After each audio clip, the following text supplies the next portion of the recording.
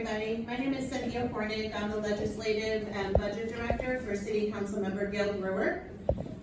So I just wanted to share some legislation that Gale introduced earlier this year. It's introduction 0565-2024.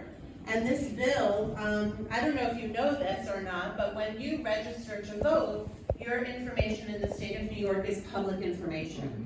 Right, so for survivors, this could be a really big problem. You don't want to let where your location is or any of that information out. And prior to 2021, you would have to fill out like a stack of papers and go to the Supreme Court of the state of New York to request confidentiality.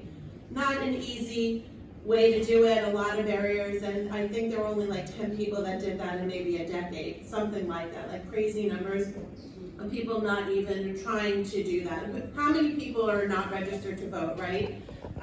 So this bill, in 2021, Governor Hochul changed the process. So made it a little bit easier, so you could just sign an affidavit and then bring it to your Board of Elections office, which we have one in every borough. Still not the best process, it's still a little bit cumbersome, but much better, right? It's a little bit better. But who knows about this process?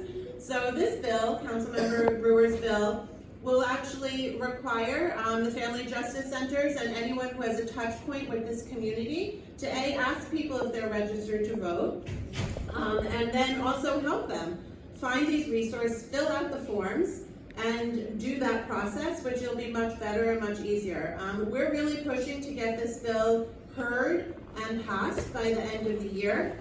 It's in Councilmember Ressler's Government Operations Committee. He's the chair of the committee. So if anyone is interested in trying to advocate for us to be able to get this heard, we were hoping for October.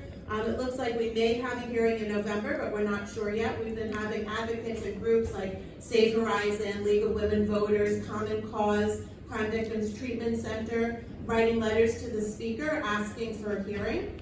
So if anyone wants to do that, you can speak to Mari and she'll get you my information and we can advocate together. And that's it. And there's actually, I wanted to also share on October 9th, next week, there's a hearing for the Women and Gender Committee where they will be discussing and addressing domestic violence issues in the shelter. And how to provide survivors who are living in New York City shelter with safety and precautions. So with that, I will pass it back on to you guys. I hope you have a wonderful event. And the City Council is here to support whatever we can do for survivors of domestic violence and gender-based violence. Thank you. Thank you so much.